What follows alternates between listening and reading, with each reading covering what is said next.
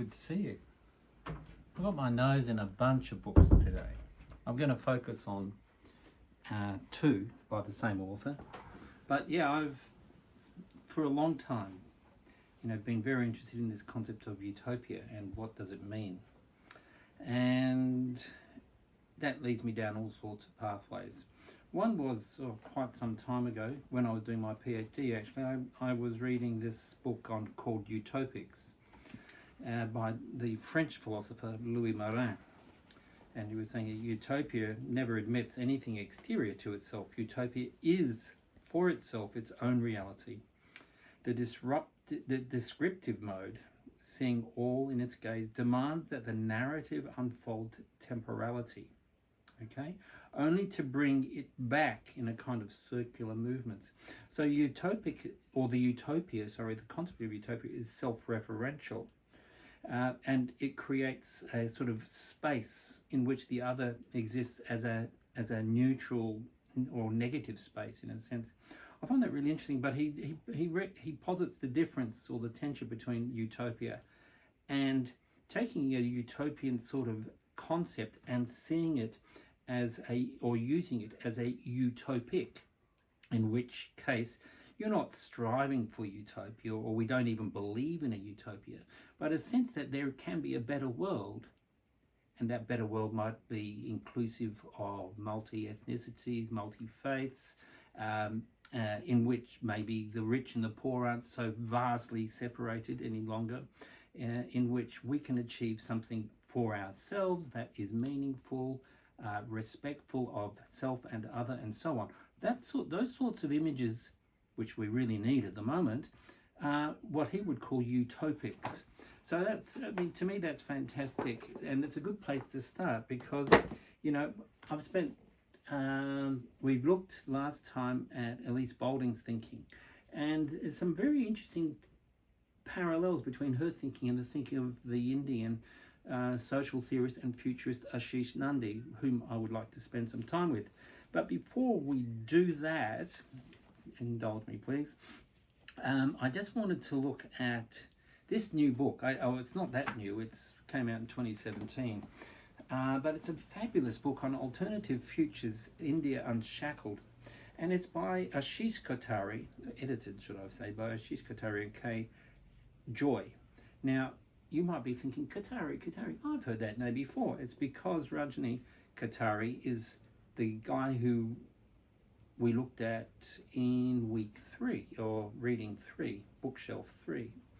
Rajni Kothari with his Footsteps into the Future. So Ashis is his son, and he produced this beautiful book. And it just happened that, you go and open things like I tend to do, and something jumps out immediately. So here we've got an interesting statement on utopia too.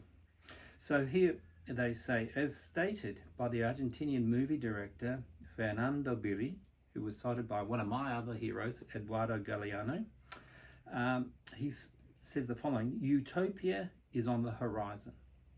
I move 2 steps closer, it moves 2 steps further away. I walk another 10 steps, and utopia runs 10 steps further away. As much as I may walk, I never reach it. So, what's the point of utopia? The point is this: it makes us continually advance. I like that. And it seems, it certainly resonates with Ashis Nandy's work, and it resonates with what the utopic frame is that Louis Marin gives us. So that's that. I'll put that there. That's not on the bookshelf because this is a book that I found really, really helpful in my thinking. And it's followed by this one, also by Ashis Nandy, which came out about 15 years late or 20 years after this one. This one is dated 1987, and in it, Nandy is meditating on the role that tradition plays, tyranny, and utopias. And his basic thesis is that utopian thinking has always led to violence. Well, should I say, maybe not utopian thinking, but the actions based on utopian visions. Think Pol Pot. Think, the Nazis had a utopian vision. The those who built the Soviets had a utopian vision, but also colonialists of the British and American kind also had utopian visions, and they were seeking to import their senses of, or their utopic senses, into reality in the countries that they colonized, but also in the countries that they built themselves, as in Britain was a kind of industrial utopia. Okay, so I just want to touch on a number of points in this book and then leap across.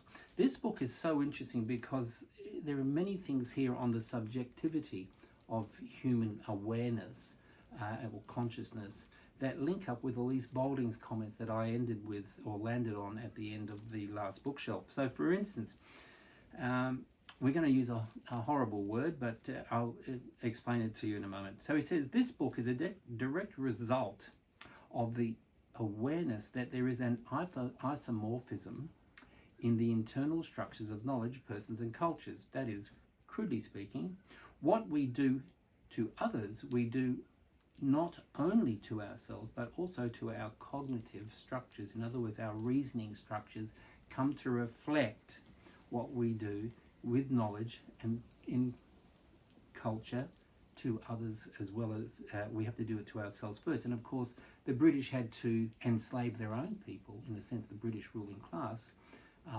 before they could actually enslave anybody else. So the industrial mechanisms of the factory, for instance, and the education systems that support it are all about control and, in a sense, creating a passive citizenry that will keep the cogs of industry clicking over.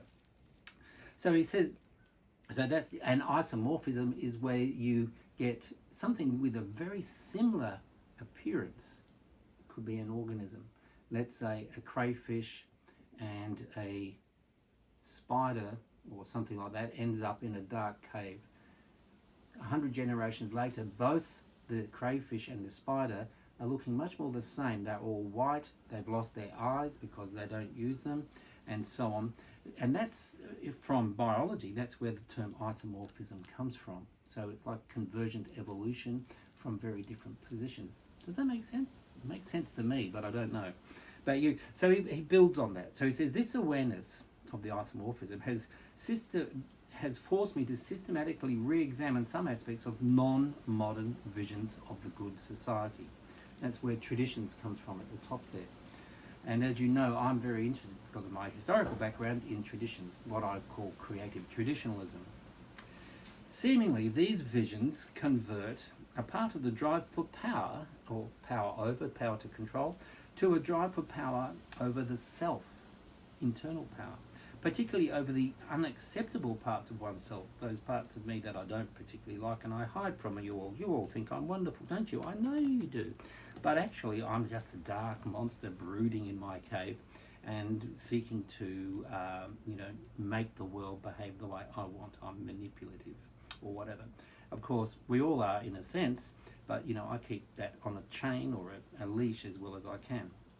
Many of us have learnt to see such private power either as useless or as a defense stance compensating for the real power in the real world.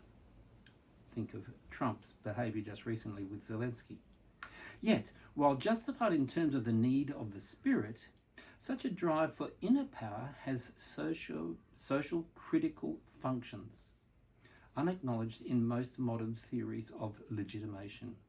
It denies absolute value to any secular theory of society, because of course there's what he would call subjective, psychological, spiritual, and it allows some knowledge to be subversive, undermining aspects of power in our world. I want to stop there with that bit and jump ahead in a minute, but to me it's really, really interesting, because some of this thinking led into my own formulation of critical spirituality, which I speak to in my book on neo-humanism and so on, and other publications all over the place.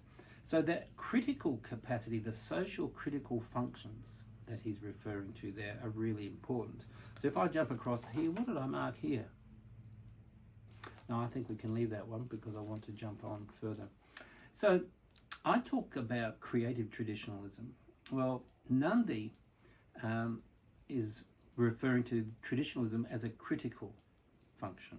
So he says the critical traditionalism I'm talking about does not have to see modern science as alien to it, even though it may see it as alienating, which of course is a broader social Marxist theory as well, because it cuts the observer off from the observed. It sees modern science as part of a new cognitive order which can be occasionally used for critical purposes within the earlier traditions. He's thinking Hinduism, he's thinking spiritual traditions, he's also thinking cultural traditions of sense-making, for instance, indigenous sense-making. Such traditionalism uncompromisingly criticizes isolation and over-concern with objectivity. But it never denies the creative possibilities of a limited objectivity. I think that's really interesting. Wisdom recognizes continuities as much as change. Continuity and change, that's wisdom. It recognizes optimality and the limits of applicability of concepts and character traits. So there are limits to the application of any particular concept, for instance, or any particular culture too. As in the clinic, so in the culture. I think that's quotable, that one. As in the clinic, so in the culture. Ultimately, intelligence and knowledge are poor, in fact dangerous, substitutes for intellect and wisdom. So Nandy is one of those guys who can take an idea and turn it on its head.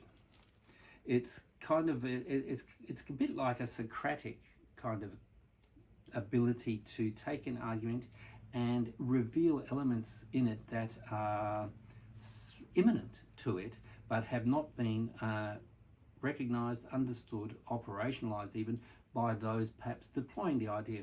And I think that's really interesting because there's a whole tradition, I think, of particularly in Indian logic of inverting things. So that brings, there's this, the argumentative Indian by Amartya Sen talks about that sort of stuff. And Nandy, whom I've seen actually in person presenting at conferences, is extremely good at reversing or inverting logic like that. And a much younger version of that is to be found in Bayo Komalafi, who, he says things that are really interesting, like, I found one the other day, this blue one. He says, we must listen for the ghosts that haunt our performances of escape. Utopia is a performance of escape.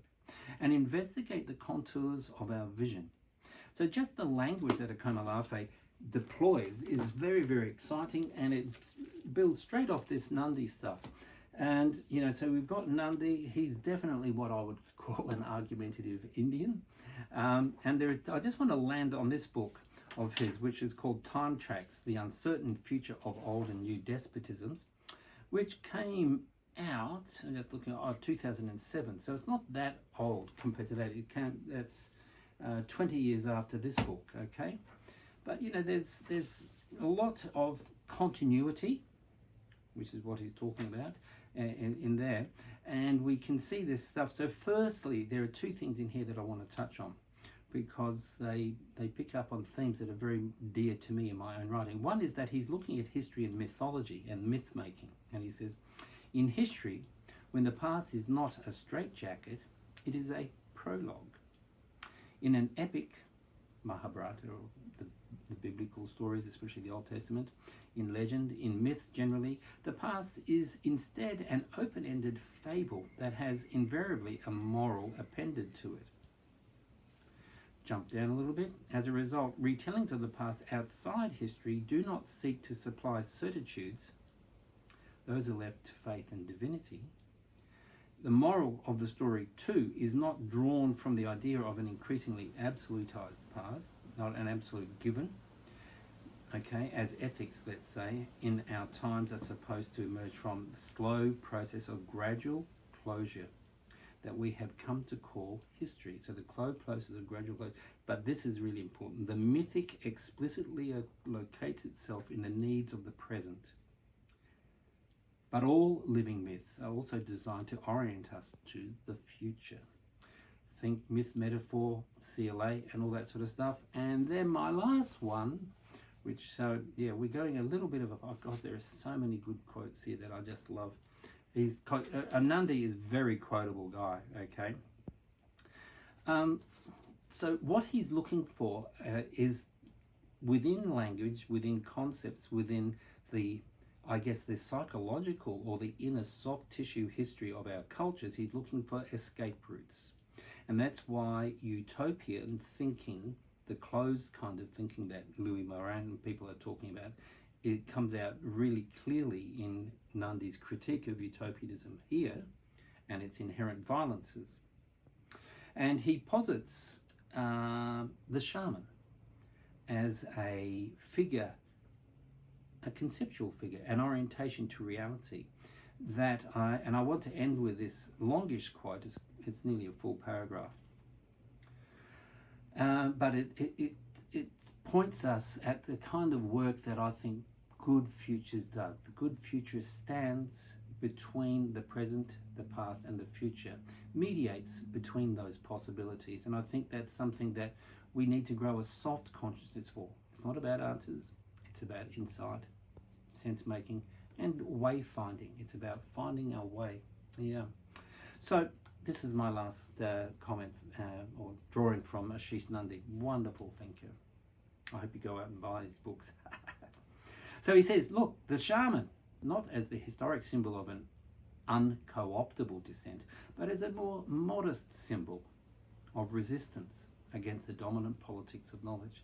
The shaman as one whose style of negation and whose categories do not make any sense center stage, but always seem to touch the disempowered in the wings. A shaman is not an expert, and he or she cannot be produced through a co-opted, should I say, by institutional processes. Coming out of a transformative experience and then claiming, that's like any futures workshop, and then claiming to be a testimony to another way of looking at reality and intervening in it, the shaman is a combination of mystic healer and exorcist who defies demons. Sorry, doesn't defy them, he identifies or she identifies demons. Popular, unpopular, traditional or modern. And the last bit, the shaman has 1 foot in the familiar, 1 foot outside. I quote this often. 1 foot in the present, 1 in the future. Or, as some would put it, 1 foot in the timeless. That's a taste of Ashis Nandy. I recommend you go out and have a read. An absolute pleasure. Great thinker, and he takes you on thought journeys in a delightful way. He's a good guide to the future, good guide to the past, good guide to the inner, and a good guide also to the state of play right now when we have primal id-type forces, ego forces raging across the planet, and yet we also have this incredible uprising like the Bayo Konolafe type people who are offering us new pathways into the future. I hope you enjoy that. Thank you.